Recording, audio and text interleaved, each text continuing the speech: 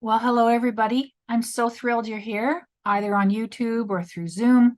However you're arriving to us, we at York's Faculty of Grad Studies are thrilled that you're interested in grad studies. How cool is that? How many years ago did you actually start thinking, could I do grad studies? Did someone tap you and say, you should do a grad degree? Or did you come to that conclusion yourself? Well, listen, what I would like as the Associate Dean Academic here in the Faculty of Grad Studies at York University is that we're able to answer a whole bunch of questions that students just like you, prospective students who we hope will become students just like you have about going to grad school. And what we've done is we've asked 4 current graduate students to look at those questions and to prepare some answers today. I want you to envision, yes, I can do this. And yes, I will apply. And if you're already applying and you're thinking about your application, that after today, you feel a little less maybe fuzzy or nervous about grad studies. Is grad studies hard? Sure. Can you do it? Yeah, you can. If you did an undergrad degree, you can do a grad degree. So with that, what we're going to start with is our 4 panelists are going to introduce themselves, their area of study, the program they're in, and a little bit about their inquiry area. And what I'd like to do is to start with Jennifer Hodder.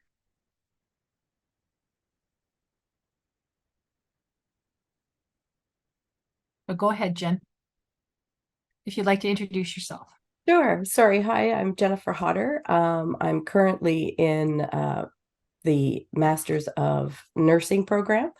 I'm actually a critical care trauma nurse for the last 19 years. And currently my field of study is gun violence, which is very pertinent to my work. Thank you very much, Jen. Shyam, please come on camera and introduce yourself. Hi everyone, my name is Shyam and my pronouns are he, him. I'm currently a second-year doctoral student in the Faculty of Education. My supervisor, Dr. Purna Mishra-Tark, writes that grief precedes all emotion, and I concur with her. As a result, my scholarship and writing examine and interrogate racialized grief, and I'm guided by Thich Nhat Hanh's provocation of the teacher as a healer in the work that I do. Wonderful. Thank you so much. Anni, come on camera and introduce yourself. Hello, everyone. I'm Anni Siren, and I'm a PhD candidate from EECS. I'm a software engineer, and I'm in my 6th year of my studies, primarily working on my dissertation with a goal to graduate next year.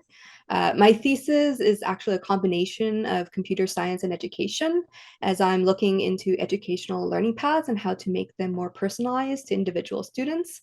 So I'm hoping to better understand how courses could be made better for students, especially ones that might need more help with their studies. Thank you so much. And Connie, come on camera and introduce yourself. Hi, everyone. Good afternoon.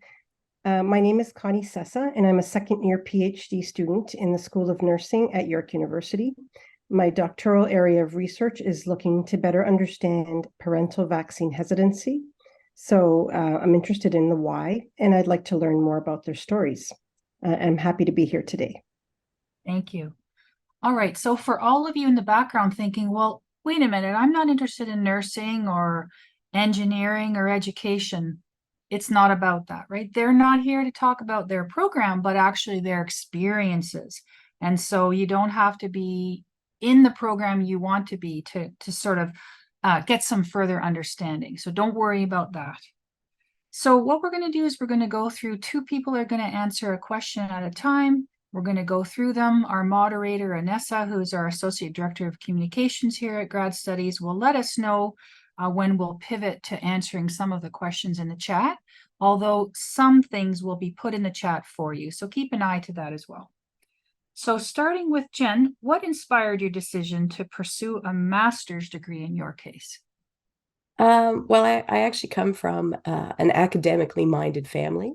So quite a few of us have graduate degrees, although there was never any pressure for me to do that. Honestly, this was something I had in mind when I started nursing school over 20 years ago. But it really wasn't until I had the opportunity to be a research coordinator at the hospital that I work in that I really thought, yeah, this is time. It's time for me to move forward and do something more with my nursing career. Thank you. How about you, Anni? I have a bit of a similar experience to Jen, actually. I also come from a very academic background. I have a lot of PhDs in my family. So since I was very young, it was sort of an aspiration for me to be a PhD of some sort. So I was actually asked to join a PhD program right after I finished my master's degree, but I was incredibly burnt out at the time. So I basically said, I can't at the moment. So I took a couple years. I was in industry, saw what that was like, and then when the time was right, I felt ready. I applied for a PhD, and I'm very glad that I did. Mm-hmm. Yeah, and I'm hearing that so two of you had folks in your family that had sort of academic background. One of the things about York is we have all kinds of people that come to York. We call them first gens, and that they're the first generation who did an undergrad or the first gen who did a grad degree. So any of you in the audience thinking, well, no one in my family has a PhD or a master's, fear not. That's not a prerequisite. Okay, Connie, why did you choose York? Yeah, and Cheryl, I'll maybe speak to that last point. So I have no no one in my family have any kind of degrees, and I'm also first generation Canadian. So if that resonates with anybody, you don't have to be sort of in line. You can be the first, and absolutely can do it. And for your question, I like to think that York and I chose each other actually because I'm also a York alumni, and I had completed my first undergrad in a totally different subject from nursing and applied mathematics a few years back now.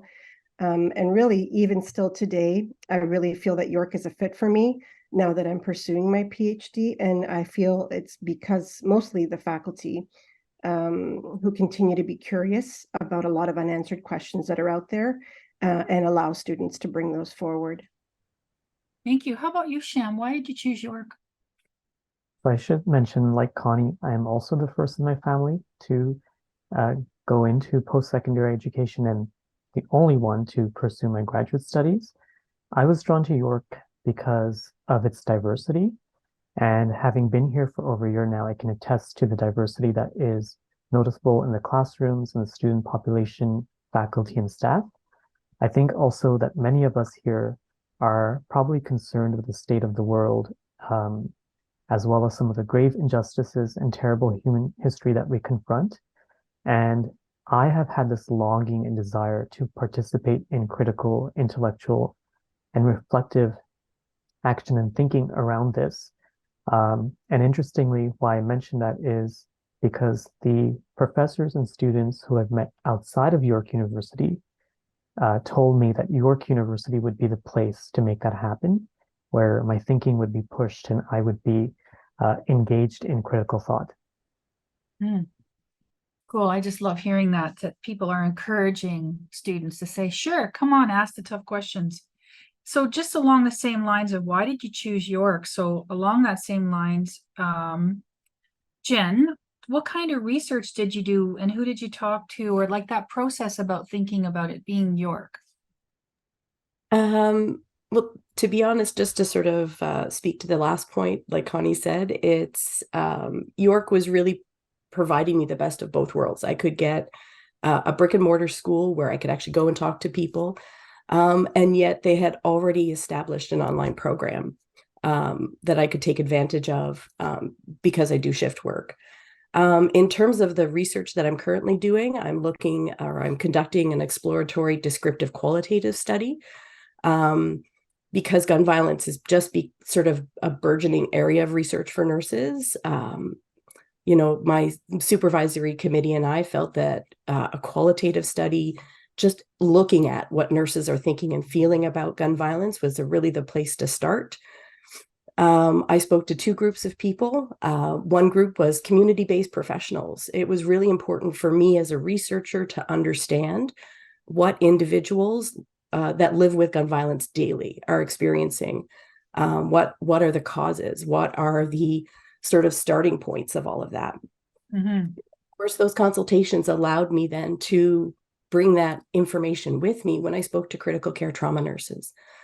I did both interviews and focus groups with them. And the questions for my focus groups actually came from the community-based professionals. So that was a really great experience for both me and the nurses, since it provided an opportunity to see a perspective they hadn't considered before. In Okay. terms of finding people, I was lucky that my committee were able to have contacts within that community, and they helped connect me. And then when it came to recruiting nurses, I went to social media, and I just blasted my Facebook and my Instagram profiles almost weekly, if not daily, with poster ads. I'm sure people were getting sick of seeing it, but it worked. I got some really great participants that were open and vulnerable and willing to share their thoughts, feelings, and opinions on that. Thank you for that, Jen. I'm probably going to pop over to Connie now, because once I get you talking about your areas of inquiry, we're done. And so, thank you for that. Connie, when you were thinking about choosing York, did you research it out? Did you talk to certain people when you were thinking about choosing York? Can you speak about that process? So to add to Jen's, your personal experience comes in for sure, but specific to York, I actually took some time to look at faculty websites.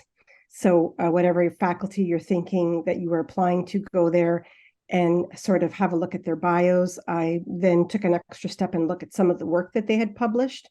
But really just exploring York's website and appreciating the help that's provided to grad students. That was important for me personally.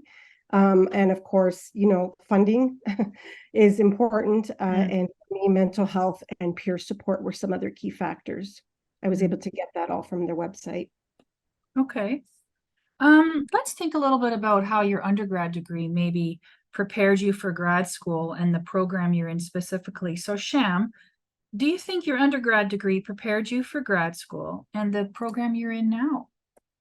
Well, my first undergraduate degree I did was at McGill University, the Bachelor's of Commerce, and I started off in accounting, then ended up switching to marketing, and now I'm in the field of education. I did not know Um, that.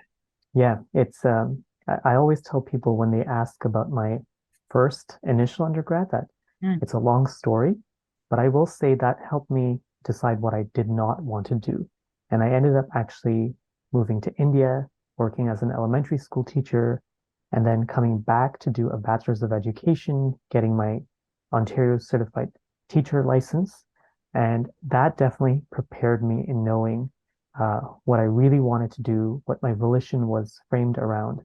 And I found it really helpful to lean on my teaching experience and then my teacher certification to keep me focused and grounded. But all that to say, sometimes we do go into programs that maybe lead us somewhere else than different from what we had thought, and that's okay too. Yeah, thank you. How about you, Anni? So I'm a bit of a special case. I did my undergrad and master's in Finland, and I essentially immediately got accepted into a master's program when I started my undergrad. So I didn't really have to think about doing a master's degree. It was already given, basically, when I started. So I actually have a similar story. I started in electrical engineering, and then I took computer science courses because they were mandatory, and I liked that a lot better. So I swapped to a separate degree, and I had a better time of it doing the computer science stuff essentially.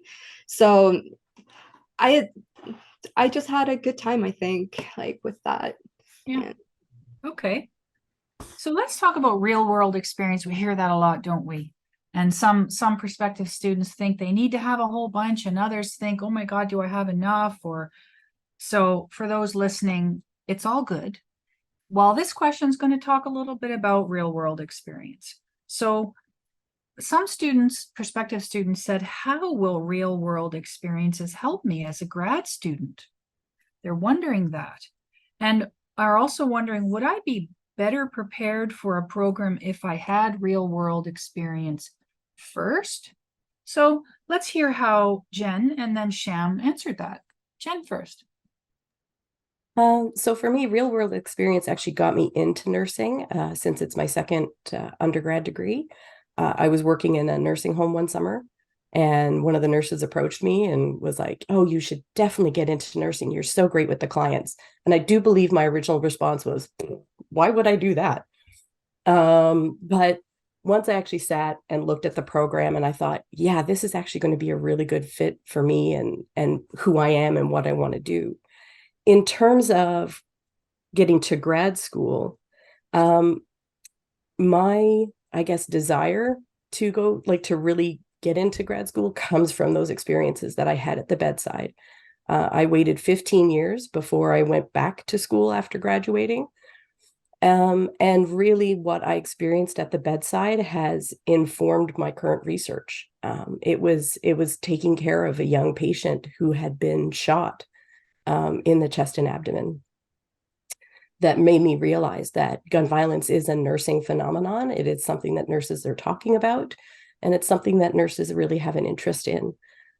So it's really, for me, it was that real world experience that sort of made me think, how can I make a difference at the bedside that might extend beyond what's happening at the bedside? Isn't that key? I'm going to come to you in a sec, Shyam, but isn't that key? A lot of people come to York because they want to make a diff. Yeah. Like they see something or experience something or wonder about something, and they want to make a diff, and they can make the difference in dance, in nursing, in social anthropology, in communication and culture, engineering. Like the discipline will give you a set of questions, but for those of you thinking about coming to grad, where do you want to make a difference? Shyam, let's circle back to you around this notion of real world experience. How did you land on that? For sure. So I was also like Jen in the sense that I found my work experience pushed me to get into grad school. I actually was doing my teacher education not too long ago, and I thought about going back into the classroom until a professor encouraged me to apply for graduate studies. And so here I am. I would say that, I definitely admire my colleagues who have the tenacity to go through post-secondary education in sort of a continuous journey. But for me, having been in the classroom and having worked for community organizations really supported me in having a clearer sense of what I wanted to do. And like Jen, I bring my own classroom stories and my lived experiences to the forefront. And I write a lot about how I worked with my students, and that has kept me grounded. I will say, though, for the question around, do you need work experience? I think it depends on the student. And I think grad studies is unique enough that there is room for creativity and flexibility, no matter where you're coming from.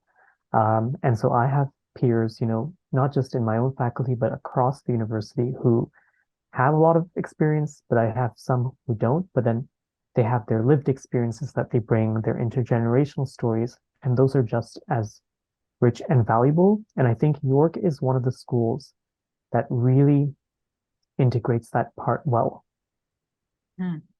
Yeah, and I think, for our audience, it's you come in with an area of inquiry, something you want to think about, and then you're wrapped, like faculty wrap around you, classrooms wrap around you, and you begin thinking. So for Jen, thinking about caring for a person living with a gunshot injury, in the moment it was the wound and the vital signs and the family. And Jen is moving it all the way out to the social determinants of violence and thinking about anti-Black racism and thinking structurally about poverty. And so you come in with a question, but York, if you're open, will help you widen and broaden.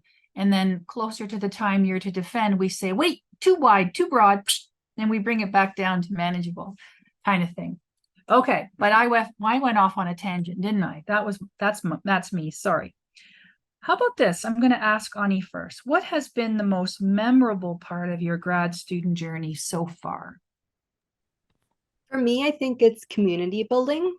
I've really enjoyed all the opportunities like York has opened up for me. I've been involved with a lot of projects across campus, QP, that's the union, GSAs, and a bunch of communities like within York and within my faculty.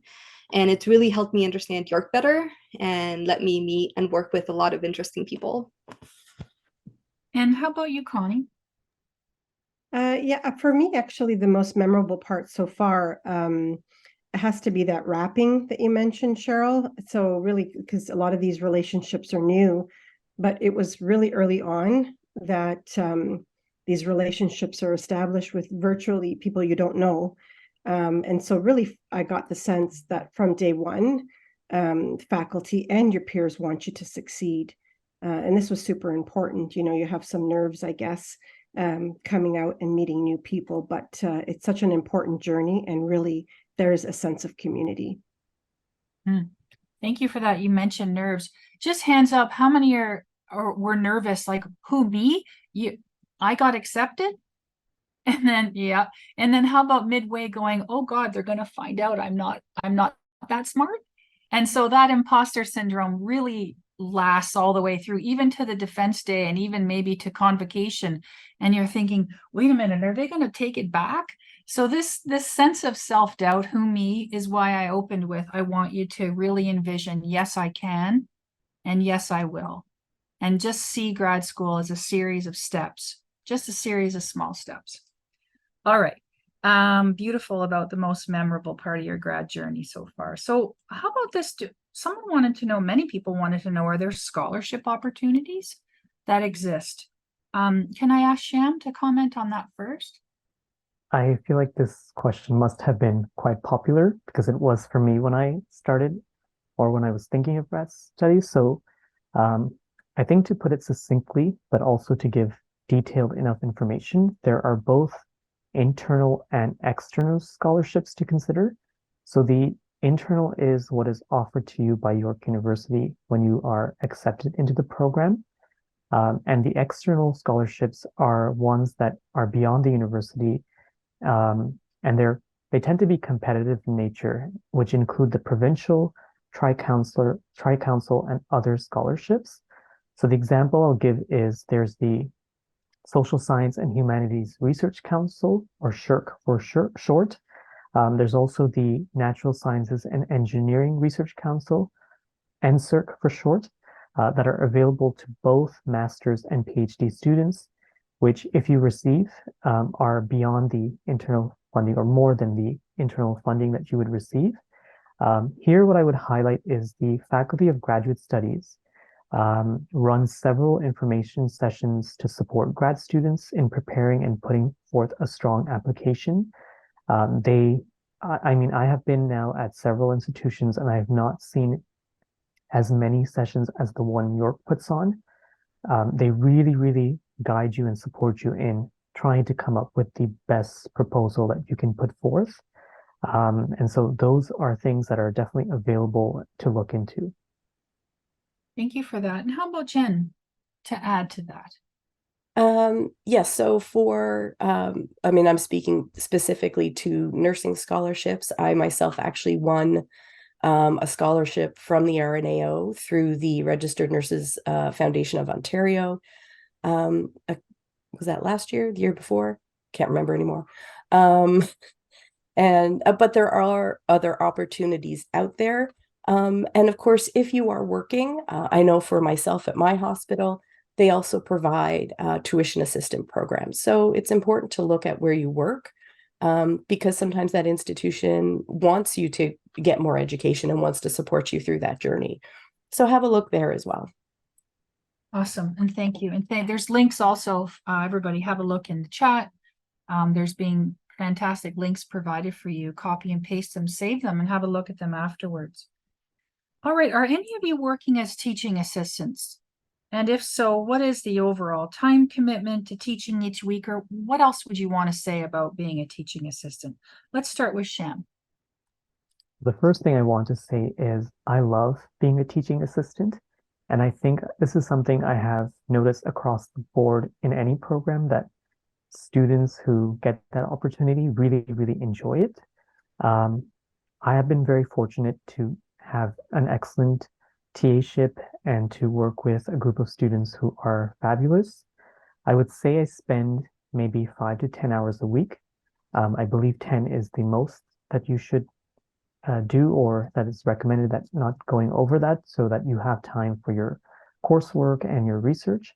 I do think the TA-ship is quite manageable if very early on in the semester you just spend a bit of time organizing and scheduling time for grading and potentially leading tutorials, which can take up time. But again, to reiterate, it is probably, from what I've seen for a lot of grad students, the most exciting part of their journey. How about you, Anni? So for me, I'm at EECS, like I said. The Can you amount of just tell everybody what EECS is? Yes, it's electrical engineering and computer science. And I'm on the computer science side myself. So the amount of time you TA really depends on the course you have. Some courses require a weekly commitment where you help in labs and monitor and grade students on the spot. And other courses are purely grading, which means you'll be needed maybe 3 to 6 times a term, where you spend a couple days, like actual full days, just grading and doing nothing else. I personally prefer labs because that way you can actually get to know the students that you're grading for, while when you're grading exams, it's just a name on a paper. You don't really know who they are as a person. And so in master's programs, TA-ships generally don't apply. And this is generally offered to doctoral students, and you can opt out of it. So some nursing students, for example, they opt out of being a TA. They take the fellowship, which helps with tuition and books and a little bit, but they opt out of the TA-ship, which brings additional money, but also additional time. So Connie, it's not started yet for you TAing, has it?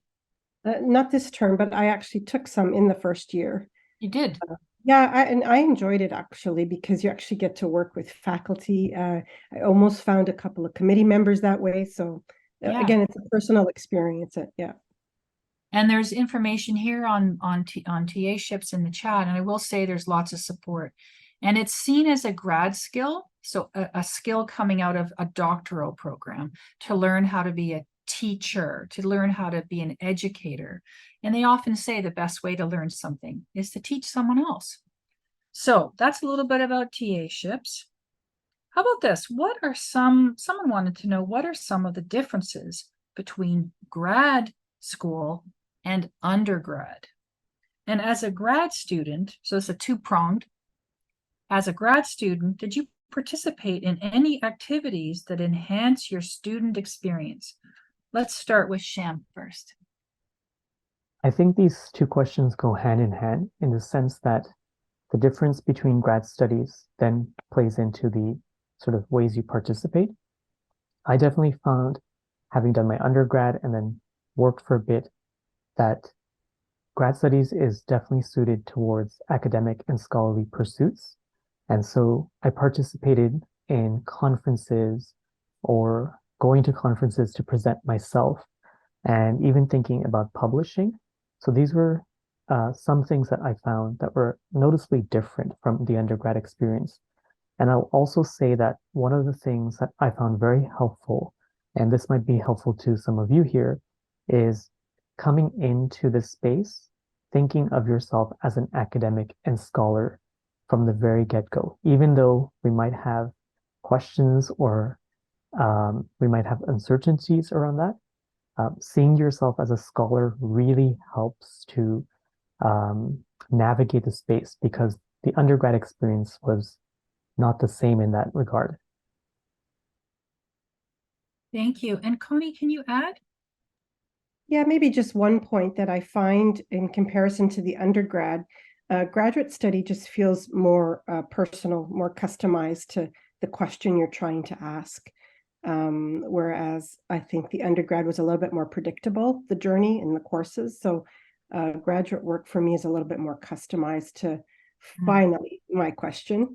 And maybe an experience that so far has enhanced the journey so far in nursing anyway, almost immediately we joined a WhatsApp group of all of the other nursing cohort, which is incredible because you were immediately connected to sort of everybody else across years. So, oh, across years. Interesting.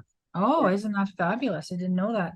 Again, it's that wrapping that you mentioned, Yeah. right? Yeah. And I think undergrad, just to use your language of predictable, undergrad is a little more predictable and a little more driven by the profs. And you probably want to poke your eye out with a fork when you're an undergrad student saying, like, how many times are they going to remind me that this is due? In grad, you don't get that. So you might have some coursework for a while, and yeah, there's deadlines, but then you move into sort of more independent work and you're the driver. And for some folks, that's a little bit new because now somebody isn't reminding you and there's no set schedule. You're not sort of, have a class on Monday and a tutorial on Tuesday. You sort of have to set your own kind of schedule. And so our wellness program does some work around teaching time management and being self-driven in terms of that. So I just wanted to grab also the point in the chat about the other kinds of work performed by grad students. So there is also research assistantships, graduate assistantships. I know Shyam is a grad assistant right now doing work around what's called the individualized development plan, which is a way grad students goal set and meet those goals for once they graduate. So have a look at that link too, folks. All right, I only have Shyam written down for this one. So if there's other people who wanted to respond to it, let me know. People want to know, hey, how's the local area, the housing, the food, the transportation on campus? So we'll start with Shyam.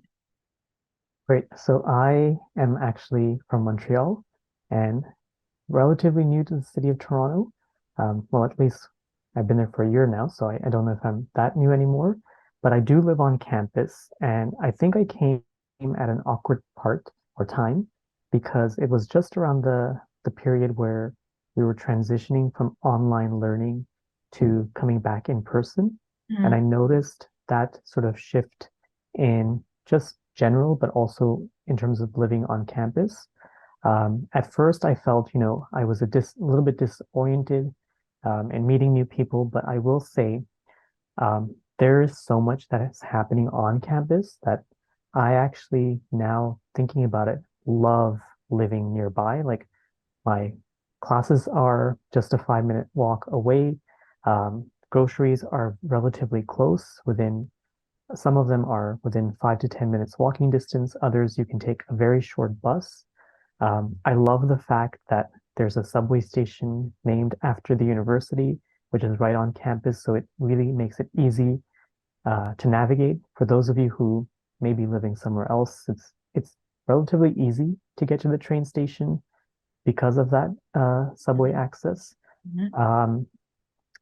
I also should mention that in terms of housing, there are different options. So grad studies, or for grad students, there are residences on campus, and I believe there are 3 different ones. You also have a private student residence, which I live at, called the Quad, and that's an option. And what I like about all of these is there are food options available. And this year, I must say, like York University has stepped up its game, and there are so many food options that are just like, now I really feel like, okay, I have a home on campus. Yeah. So off the top of your head, I'm just thinking of the restaurants in York Lanes. Cucina is there, which is Italian. I must say, I really like that. There's this fantastic coffee shop with iced coffees. What do you remember a couple other ones, Shyam? So I know there's Aroma, it's very popular, and I Yeah. believe there are 2 of those on campus. Starbucks, they have, I think, 2 on campus, which is really popular. I love anything with sushi, and again, I think there are 2 of those spots. There's a Chipotle on campus that has just opened, and my favorite place is, I'm not sure if I'm pronouncing it correctly, Sal's Fresh. It's like, I'm going through this phase of trying to eat healthy, so they have really wonderful salads for a very decent price. So yes, it really has been enriching in terms of that. Yeah, and really trying to, we did a big survey, and so really trying to meet the demographic of our students as well. So there's Indian food, there's, gosh, I'm gonna forget it, all the different places, but there's a link magically in the chat called food services.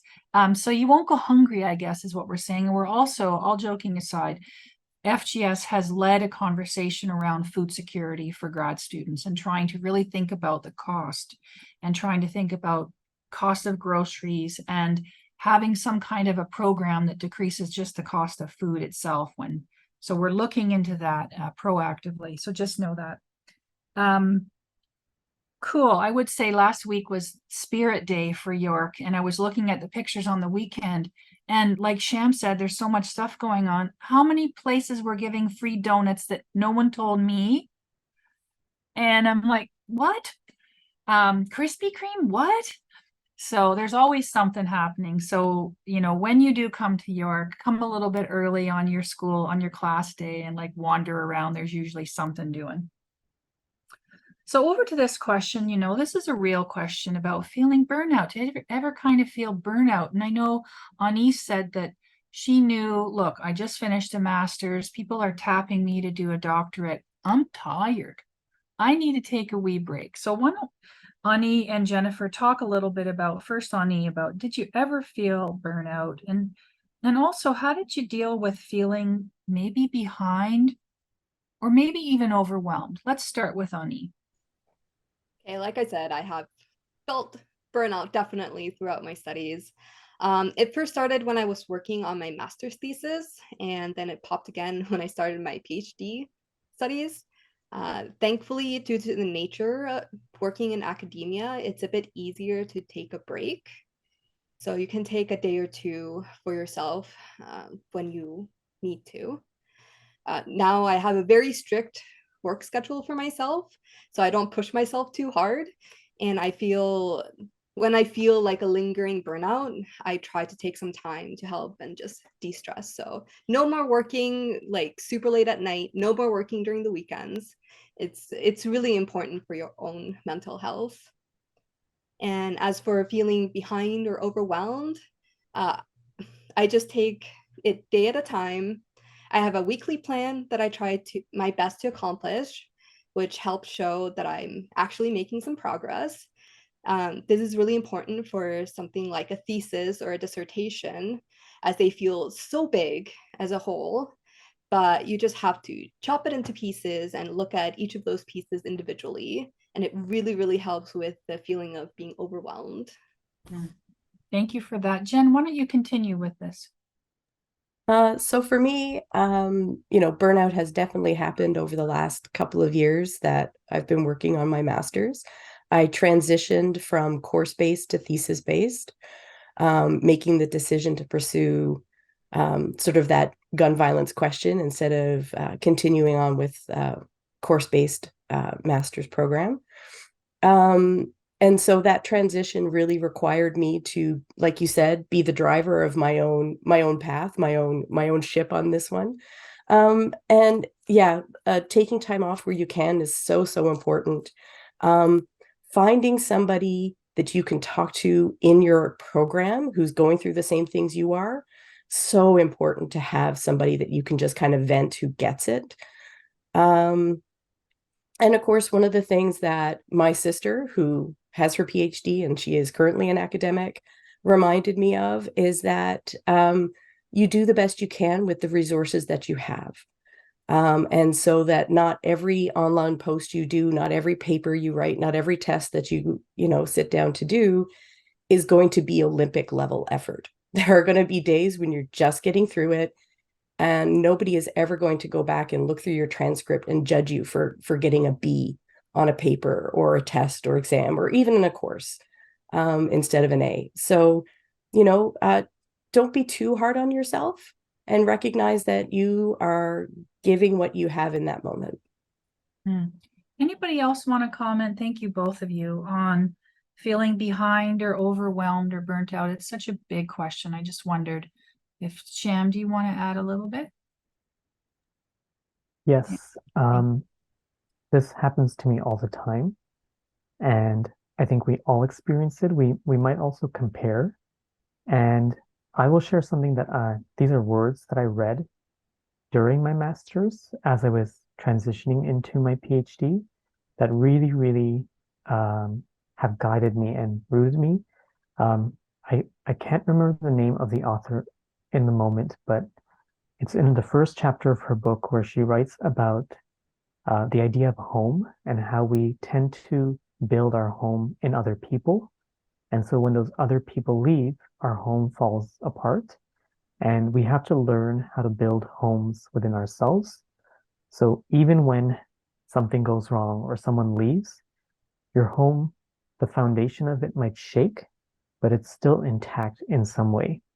And I know that sounds very philosophical and might not be immediately practical, but I found that building a home around myself has really helped me, despite sometimes having moments where, I'm a hot mess, as I tell people. I come back to those words to give me sustenance to keep moving forward. Yeah, so I've never seen you a hot mess, but whatever. Just for folks again in the audience, I wasn't planning to ask Shyam this question just off the top of his head. And this is what grad school does to you. It makes you think big and wide. And the whole notion of creating home in ourselves is also a mental health strategy as well. So it is around, yeah. So just if you want to think big and wide, if you want to make a difference, if you want to give yourself a challenge and you want to find community, grad school's for you. All right, let's keep going. Anessa, I hope we're doing all right. You'll let me know if we're needing to speed up or slow down. Speaking of mental health resources, Jen, would you mind talking a little bit about the mental health resources that are available for grad students? Well, I'll share a little bit of my own story.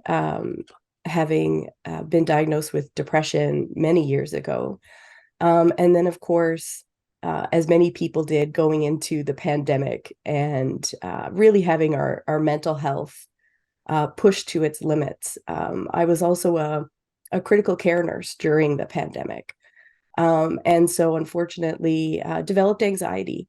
And all the time, I'm also working on my master's. And I'm not going to lie, my schoolwork suffered as I basically became unable to care for myself. But the reason why I'm sharing this with you today is, of course, I have recovered, I have rebounded, and the most important thing I found around that journey was to be honest about it. A lot of people choose to try and hide it. There's a lot of shame around mental health struggles. And for me, one of the really important things that I have found is sharing my story, my struggle, my journey. So it was really important for me to talk to my supervisor and my committee. And they just wrapped themselves around me and gave me unwavering support. And as a result, we were able to realign the goals that we had, the timelines that we had worked out. I've written down here, I also found ways to sort of reset my brain. I was lucky enough to have a therapist already that I could use as a resource. But moving your body, finding a hobby. I got back into my knitting. Finding those small things that bring you joy are so important, whether you're struggling with a current mental health issue or not. And then really the other important thing to remember is to ask for what you need. Like I said, I was lucky enough to already have a therapist and a really strong medical team around me. But there are also some really wonderful resources at York. I didn't need to take advantage of them, but I know that they exist, especially within the graduate school. And Cheryl, I don't know if you can share a little bit more about Sure, those no problem. resources. Yeah, no, and Anessa's put a link. So for our participants, I really wouldn't mind if you clicked on this now. Even you're probably leaning back, you sort of in webinar mode and thinking, yeah, but so Faculty of Grad Studies has its own wellness services where it has trained therapists that are confidential. They don't talk to your family, they don't talk to your program, they don't talk to your deans. They're just there for you. It's free, it's confidential, it's student tailored. That isn't to say that grad school makes you lose it. It isn't that. It's that we're aware that mental health and emotional struggles can happen at any time of our life. And we want to make sure that there's services here in place for students, that you don't have to go looking elsewhere. Like Jen had their own sort of supports. Not everybody has that. Maybe they just want to talk to someone twice and don't want it with anyone that might know their family doctor, or I don't know. And so click on that and just know that we've got you. And for folks that would benefit from talking something through, which is all of us eventually, we have a service there for you. Let's talk about that social life and that hobby and that having balance. Like, it's not all about, you know, getting chapter 4 into your supervisor on a certain date or whatever. And it is also about having a social life. And so let's talk a little bit about a social life as a grad student. Let's hear from Connie on that first, and then Jen. Yeah, so again, for me, it was just immediately being part of this family between supervisor, committee members, and students who were in the program. And so that quickly became your social life, whether you were just meeting through Zoom, phone calls, checking in on each other. But I want to say that even outside of that, York has so many opportunities. You're put on a distribution list and you know upcoming events.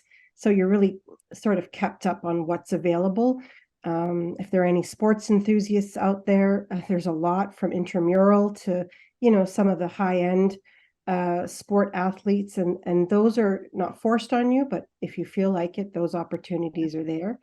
I think though, it's important though to also keep in contact with your relationships outside of school too, and that can help with your social life at school. And so I think a good balance is needed. Jen, you want to add to that? And then I'll add. Yeah, no, I'm kind of looping back around to what Anni said, and it's really important to set boundaries, whether it's around work or schoolwork. It's really important to know when you're on, and really important to know when you're off, because it's in those off moments that you can really like connect with the friends you've already had. You get to establish some really great new friendships with people you never thought you would meet. And, you know, like Connie said, sometimes it's meeting somebody for a coffee in real life. And then sometimes it's just taking a couple of minutes to Zoom with somebody you haven't seen in a really long time. And so maintaining those contacts, whether they're old friendships or new friendships, are really important. And for those people that are fearful that, oh, I'm not going to have time and they're not going to understand and I'm going to stop seeing people, I would say your real friends will get it and they will support you fully. And doesn't matter if you disappear for a month or 2 months, those real friendships will be there when you surface again. It's so true. And I've had many students will say to their circle of friends, okay, October 23rd, it's us. And that's going to be my reward. I'm going to go in deep now and I'm going to do a lit review or whatever it is. But October 23rd, man, get ready. And so sort of setting these milestones for yourself and then blocking off time where you can take your head off your shoulders and say, I'm off, sort of thing, making that. And again, you have to drive that. So it's really setting these boundaries, as Anni said and Jennifer reinforced. So totally doable, totally necessary. Having that balance is the way to be successful. Okay. Someone said, hey, I heard there's a graduate student council at York. Have any of you been a part of it? And what do they do? So maybe we'll hear from Connie and then Shyam. Yeah, so for this question, I haven't really been part of it per se, but I think we're going to put the website that will link us to it. And maybe I just want to say that at least from a mission statement perspective, the acronym is YUGSA, so you'll maybe hear that, but really dedicated to providing advocacy and support to all members across various graduate departments and on its campuses. And so I'd reach out a few times actually last year already, given that I had done some TA work and heard back almost, immediately same day. So my experience has been great so far. Shyam, do you want to add before I add? Go ahead, please. Yes. So likewise, I think it's a very significant organization that supports grad students. I'll add to that YUXA can be approached in different ways depending on what you're looking for.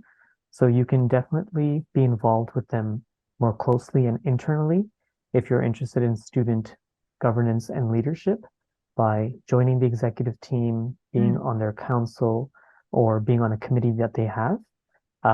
That's something that I used to do in my past experience, but I didn't want to do that this year again. So YUXA also has things for students more broadly, like myself, who want to be involved, but maybe not so directly. And so I would definitely take the time to look through their website. Connie also mentioned listservs that you get. There are so many opportunities at York University. I've never sort of experienced the amount of things that are available, but it can become overwhelming. So definitely sit and go through those websites. I know that has been reiterated by our associate dean a few times a day. Go through those listservs, highlight what works for you, because YUXA has things that you might not know about, like funding. I applied for a conference fund that they offer. They also gave me last year a fund to cover some books that I purchased in relation to my proposal. So there's tons out there. You just have to take a moment to look through it. And I'll also add, I believe for master's students who aren't covered under CUPE, which is our union, YUXA offers student insurance for them. So that's the York University Graduate Student Association. And then within almost all of the 60 plus grad programs, there's their own grad student association. And so that's another sort of layer of governance, of a way to have input. And all programs are called forth to involve students, student voice, consult with students. And those grad student associations really try to do well by students. Faculty of Grad Studies itself mandates students are on all of our committees, and we've actually increased student participation on our whole council. Now 25% of our entire council are students. And so that's kind of cool. International students, and so we have a question about as an international student and resources and such. And were you to speak to that or just put it in the chat? Let me know. No, I think we were hoping to have a panelist that might have that Okay, experience. my apologies. If we don't, that's cool because I can share with our registrants the section of our website that Okay. can share the international handbook and support services. Okay, fantastic. And thanks. So York certainly welcomes international students. There's an entire York International, which is an entire division at York University, and with particular outreach and supports for international graduate students, including help with visas and all kinds of things. And when there's unrest, as we know, there's unrest, it seems like every week, and we're all as a globe witnessing the unrest now. Further unrest. York International is there for international students, and so we'll pop that into the chat. I don't think we have anyone with lived experience of being an international student, so we're going to move on from that question. Here's a good one. People want to know, how independent is the research of graduate students? And do students work together, or do they work with the supervisor, or as some people call them, snooppervisors? Let's start with Connie. Yeah, so I can just speak from my own experience a little bit, but maybe I can bring in some of the experiences of other students in my cohort too. So when I came to the program, I had some questions about certain issues and that some ideas that I wanted to find some answers to. And really in year 2 of the program, I'm really still very much on course. So I think I was wondering how much it would change from what my original questions were. That's maybe a concern everyone has. But it's very collaborative, working with committee members and supervisor. And it's wonderful to have, others listen to what our concerns are as grad students. I think though, as long as you're passionate about your topic, you're given so much room really to be independent. And again, there's the difference with the undergrad work, right? And so I guess maybe just to suggest that there are lots of layers to it, but that's helpful to have all of these sort of people to go to. And for myself, as a student still, it's absolutely about the research. But, it's important to know that I am still learning. And so the committee members know that, your teachers know that, your supervisor knows that. You're not expected to know anything, all of it, and that you're still learning. So you really are still a student. Yeah, so I want to say before we go to Jen, the whole time you're a student, you're doing research, you're never alone. In fact, you're not allowed to be left alone. And so a supervisor is supposed to sort of oversee and make sure all the rigor is there and all the safety checks are there, without making you abandon what you want to study. Jen, can you add to that while you're coughing? Sorry, go ahead. Sorry, yes, if it wasn't obvious before, I'm fighting a little bit of a cold. But no, I would agree with Connie, that I came with this question about sort of gun violence and what I could do, how nurses could participate with that. And what was great about the collaboration I had with my supervisor and my committee was that they really helped me focus that question. And once I was able to focus the question, then I was given a little bit more independence to sort of discover, more about it and come back with questions. And so there's really a discourse that's happening, sort of a lot of independent work, and yet people are always available when you have questions. And I think that's the most important thing to keep in mind. That and to acknowledge that you don't know what you don't know.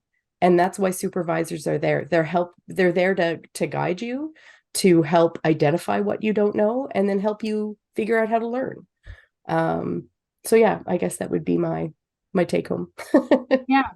So the balance between being independent and not dying and being oppressed and having no voice. And so, especially at the doctoral level, it needs to be in the middle, around having a supervisor and a committee wrap around and say, okay, what is it you want to study? I'm a bit worried about that direction. Let me tell you why, and have that scholar to scholar conversation about the method, the intent, the goal, how you want to make the impact, how you want to mobilize the information.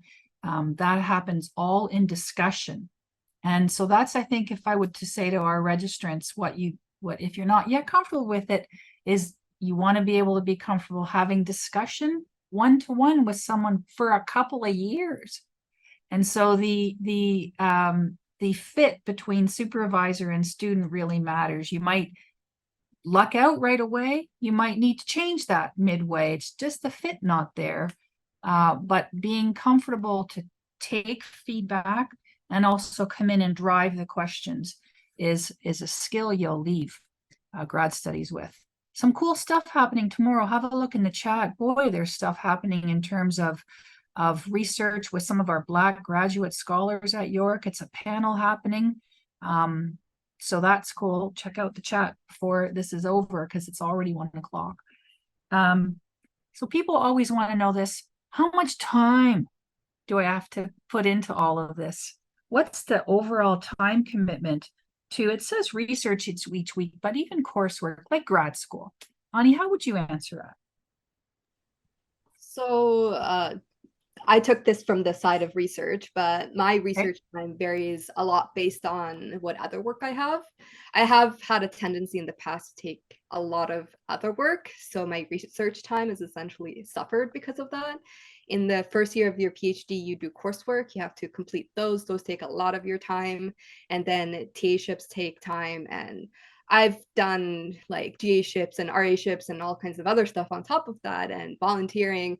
So don't do that to yourself unless you really, really want to. Yeah. So Yeah. now I try to have at least 2 full just writing days every single week that is just focused on research. It sometimes happens, sometimes doesn't. It really depends on how many meetings I get booked into weekly. But that's something that I that's very, very important to me at the moment because I do want to graduate eventually. So And in short, you are going to. yes, I will next year. Yeah, you are. So in short, I usually try to spend 2 to 3 days primarily just doing research. And those are like work hours. Those aren't 12-hour days. Those are 8-hour days with a Yeah, break. so healthy balance. Yeah, and a break and all that, sure. How about Jen on that question? Yeah, for me, I'm currently still working full time as a nurse in a critical care trauma unit. And my schedule is unique. I do 4 shifts on and then I have 5 days off. So I sort of have a 9-day week where I have to balance work and school. Usually I'll take my first day off to recover just because 4 12-hour shifts in a row is a lot, both mentally and physically. I then dedicate 3 days to schoolwork where I try to get between 6 to 8 hours in, with breaks. I have a hard boundary that once it's dinner time, that's it. The computer is shut off and I take the evening for myself unless, there's an absolute hard deadline of something due. And then my last day is a combination of a little bit of schoolwork or even just organization for the next week. And then a day to get ready for work again. So for me, it's it can be very tiring. It can be exhausting. I think it's part of the reason why I have a cold. But I'm so close to the finish line. I always like to say that there is a light at the end of the tunnel. And right now, I'm pretty sure it's not a train. So, woo! I was just going to say, and you're holding the flashlight, but then that's a better joke right there. Look at these guys have talked a little bit about their own research, but we have actually documented a whole bunch of different grad students and their research. So have a look at Knowledge Now. There's a link in the chat called Grad Studies / Knowledge Now. There's videos of different grad scholars talking about their areas of passion. And really, this is about, do you have an area of passion? An area of passion that you want to make a diff in, and then you want to put the work towards. And that's what I would invite you to be thinking about as you're sitting in this webinar, hopefully having lunch, is thinking about, do I have an area of passion versus why me or can I do this? So Anessa, should I move to the last few questions, or are there live questions that you might want us to do? Such a great conversation. And yes, we have quite a bit of questions that came in via YouTube and Zoom. Some that might be for more than one of our scholars. Okay. So there are some names attached to some of them, but for the others, I'll kind of read it out and maybe we can decide on who might be best fit. So first question, Shyam, I think you would be able to help best with this. What was the admission process for the PhD in education like? Is it tedious? How was the admission process? And I guess another part to this is it different than the master's level? That's me adding that in. Okay, so I will do some thinking on the spot because it was a while ago that I applied. But if I remember, I applied to a few universities actually. A lot of it is similar. You have the statement of intent or purpose that every university requires. You have the references, the transcripts. I think York was a little bit different in the sense that I believe it was the only school that asked for 2 pieces of writing, that to submit something you've either published or you've done in a course or written in another space. I remember that being very different. But I actually appreciated being able to submit 2 things rather than just one. Generally, I feel the process is similar to other faculties in the social sciences, from what I understand from colleagues I've spoken to. How is it different from the master's? I think maybe what I found is when I applied for the PhD, it required more, I wouldn't say an exact certainty, but somewhat certainty around what it is you're trying to focus on or what research interests speak to you, and having sort of a clearer understanding of that. During my master's, I didn't have to have necessarily, in education at least, a particular focus. I was speaking a little bit more broadly, and with a PhD, I submitted a proposal that was more clear in understanding and what I wanted to do in my scholarly pursuits. Thank you so much, Em. That was great. Here's another question. I think I'll just share this out to the group. I am interested in hearing about anyone who may have experience with doing a master's degree part-time. I don't know if any of, yeah, Jen, okay, I was thinking, what's the difference, from doing that full-time? So maybe you could talk Anni. about your experience part-time, Annie, full-time, so that would be really good. Yeah, go ahead, Jen. Yeah, no, I purposely sought out York because of its part-time option, which wasn't available at all universities. And I'm not going to lie, working full-time and doing this part-time has definitely been a challenge. And of course, because my schedule is not Monday to Friday, 9 to 5, it does present certain challenges. However, having those 5 days off, I do have time. I have lots of time available to make, to learn and make that commitment. And yeah, you definitely have to want it. You have to want to do it. You have to want to make the commitment and recognize that this is going to take up a fair amount of your time off. But it is absolutely doable. Yeah, and part-time, you can also choose the pace too. Like I'm going to take a Yeah. course in the fall, but I am not taking one in the winter because I'm not driving. I'm going to take 2 in the summer, those sorts of things. So part-time affords you with a little bit more flexibility. Flexibility, absolutely. Yeah. So back to you, Nessa. Sorry, did Ani want to add to that? Am I, or no, maybe no, okay.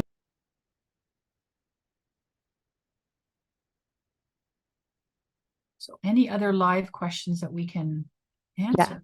One second. So, what is the process in writing a statement of interest for your application? How did you come up with your research question? Yeah. Connie, what do you think about that? Can I start with you off the top of your head? Yeah, so again, I think that's kind of where your experience maybe comes in, but some of us are nurses here and we have experiences there, but it doesn't have to be something from your career. And part of mine is also personal. So it may be just something in your life that raises that question. So my advice is to maybe look beyond your work, look to your own experiences. Perhaps you have friend experiences. And then one thing I didn't do at the time, I wish I'd done sooner, was maybe look at other dissertations out there. So search the literature for open access, articles that you can find where other questions are posed. And I found that very, very helpful. Again, open access, whatever was available, to see how questions are worded and then join that to your personal experience. So most programs, when you apply, they want a statement of interest. They want to see you, and they give you sort of general things to answer, why this program, what do you want to do with it? What kind of leadership skills do you have? What kind of background do you have? And what's kind of cool today, and maybe it'll be a bit too busy for folks, but I'm inviting you to think about it, is our Dean of the Faculty of Grad Studies is actually going to talk about today how to write a statement of interest. And so what I will caution everybody about is just with the whole generative AI and chat GPT and all of that blowing up all over the place, don't do it. So write your own statement of interest. Don't even be tempted by all of that. Trust yourself, write your own, and look at some examples. And when you are, yeah, Jen, go ahead. Yeah. No, I was just going to add sort of to what you had said. Like for me, my statement of interest came from a personal experience with my family, despite my vast experiences with patients. But one of the things that I took the time to do, because I'll be honest, when I applied, I didn't apply anywhere else. I wanted York. So I took the time to navigate the website, And I also I dove into the missions and values. I think it's really important that wherever you go to graduate school, that the university aligns with how you think as well. And if you're there and you're struggling with your mission letter or personal statement, it might be just because you and the university just aren't jiving. So take the time to explore the university and what it stands for and what it's about, and make sure that that works for you. Yeah, fit really matters. Even visit the campus, like come walk around sort of thing.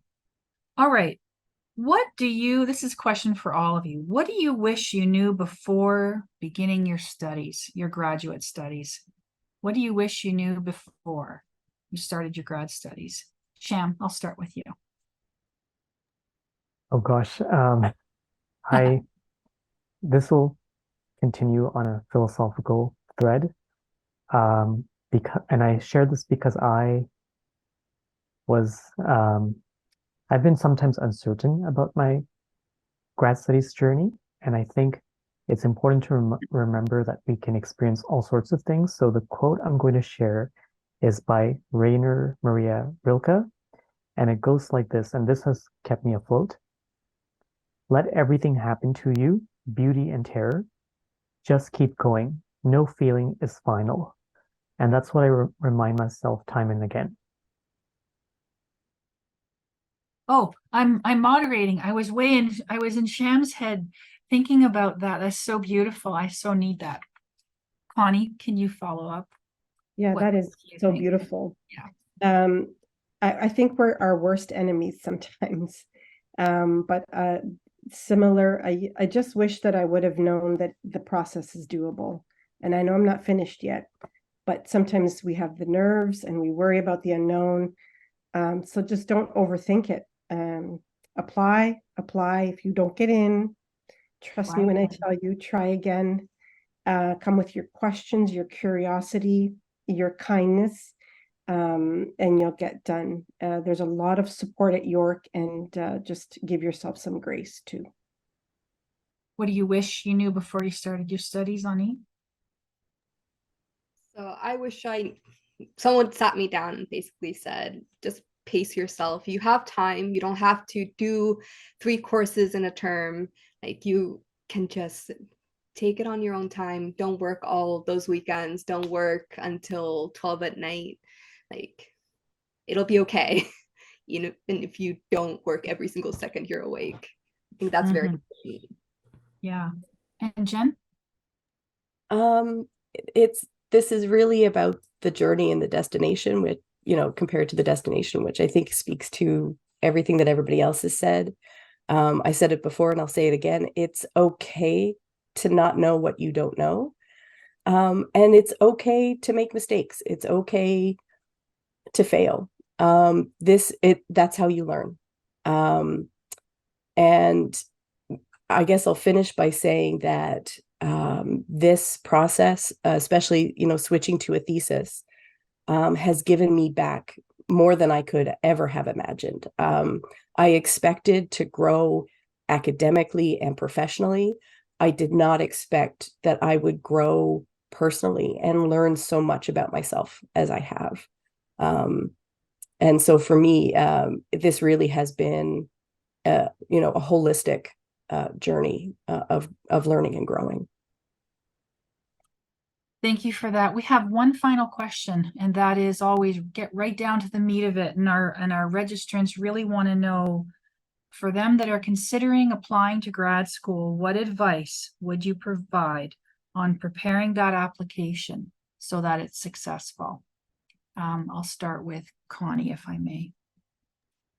Yeah, if you can find one person that will read over your work, and it doesn't have to be like I picked a family member because I had been out of school for a bit, and so I didn't have access to past professors so easily. So if you could just find somebody, whether it's a colleague, like I said, I have a family member, just to give it a first pass and read what I was thinking, and then explain what stage you're at and sort of list out a couple of questions for them, even if they have maybe 10 or 15 minutes to chat if you do make contact with a past professor. And if that professor doesn't answer, then try another one, but just keep trying. Thank you. Anni, can you add to that? Sure. I would look into what research you want to be doing and then find a professor who does something that is that or something very, very similar, and just reach out to them and say, I'm interested in working in your lab. Would you be interested in working with me? And just try to build that connection with an actual person at the university. I think that really helps to get that communication open and understanding a little bit about what graduate studies are like. Yeah, so reaching out ahead of even applying sort of thing and talking to folks. Yeah, scary to do, but worthwhile for sure. How about Jen? Thoughts about folks who are going to apply, how might they make their application successful? What is your advice? I would say definitely put yourself in your application. As I said before, this is a holistic journey of growth. So you need to put yourself into it. It's a commitment to yourself, as well as whatever professional journey you might be on. And as I previously mentioned, make sure that York, if this is the place where you're applying, is the right fit for you. Really take the time to get into the missions and values, and how York operates. I would say that's really, really important. And Shyam, advice for making that successful application? Well, all of the ideas I had, people already mentioned. So I'll try to add something a little bit different, something that has helped me in the application, but also with the scholarship applications, is it came from the Faculty of Graduate Studies actually, is be confident in your writing. I know we can sometimes be uncertain, but when you don't have to be sort of like overglowing or egotistical in the way you approach it, but have a certain confidence in the words you use, be measured in those words.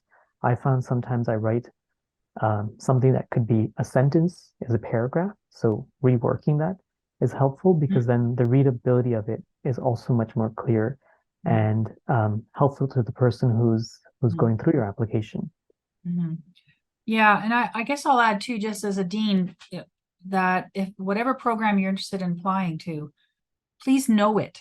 Please know the admission requirements and know what they're looking for and speak to those in your personal statement and demonstrate them in your CV if you're to submit a CV kind of thing. So if you want to speak to someone in our recruitment team, boy, are they ready to talk to you. There's a link right there in the chat space. And there's way more events around Experience Grad York for you to think about. So when we started this, I had invited you, prospective students, to envision, yes, I can. And hopefully now you're going to move towards, yes, I will. I'm going to apply. And like Connie said, if we don't get in the first time, we apply again. And I can't tell you how many students I know, and my own partner applied a second, a third time and got into X, Y, or Z. Sometimes it's just a numbers game. But if this is something that you're interested in, we're glad you're interested in York. We hope you choose York.